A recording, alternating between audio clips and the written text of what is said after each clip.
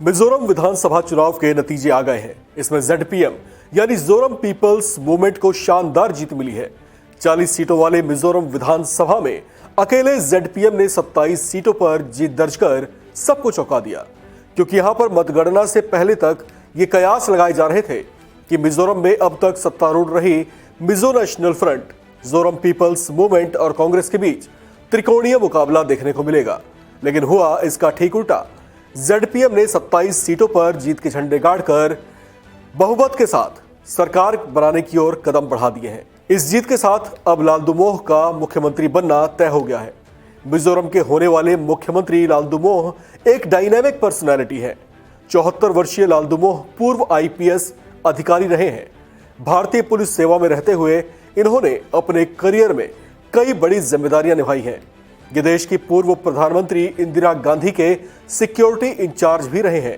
एक वरिष्ठ IPS अधिकारी से लेकर राजनीति तक के शिखर तक का इनका सफर दिलचस्प रहा है। गोवा कैडर से केंद्रीय प्रतिनियुक्ति के बाद इनकी जिम्मेदारियां बढ़ा दी गई थीं और ये दिल्ली में देश की तत्कालीन प्रधानमंत्री इंदिरा गांधी के सिक्योरिटी इंचार्ज बनाए गए थे।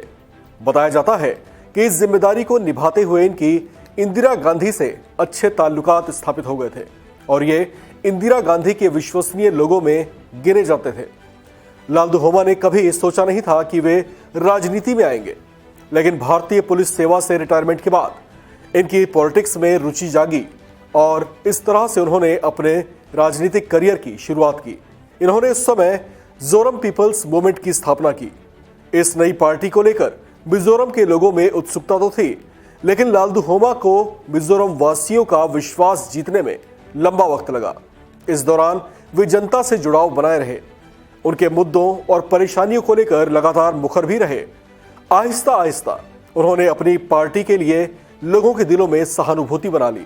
हालांकि साल 1984 में इन्हें तब एक झटका लगा जब भारतीय संसद में इनके नाम पर एक बुरा रिकॉर्ड दर्ज हो गया।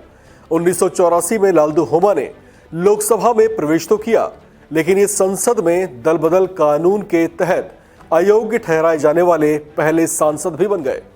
इतना ही नहीं, उस घटना के करीब 3.5 दशक के बाद साल 2020 में भी लालदुहोमा को दल बदल विरोधी कानून का दंश झेलना पड़ा था और उनकी सदस्यता चली गई थी। हालांकि उन्होंने अगले ही साल यानी 2021 में सिरछिप सीट पर हुए उपचुनाव से सदन में फिर से वापसी की। मिजोरम में इस बार के चुनाव में कड़ा मुकाबला होने की उम्मीद थी। यहां सत्तारूढ़ दल मिजो नेशनल फ्रंट का आसन डगमगा तो रहा था, लेकिन कहा जा रहा था कि वो किसी तरह से सत्ता बचा पाने में कामयाब रह सकती है, लेकिन ऐसा हो नहीं सका और लालदुहोमा की जोरम पीपल्स मूवमेंट पार्टी ने सबको चौंकाते हुए स्पष्ट बहुमत के साथ सरकार का गठन करने की तरफ कदम बढ़ा दिए हैं।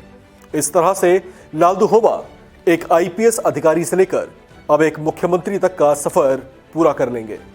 इस खबर में फिलहाल इतना ही। बाकी अपडेट्स के लिए आप बने रहिए वन इंडिया हिंदी के साथ।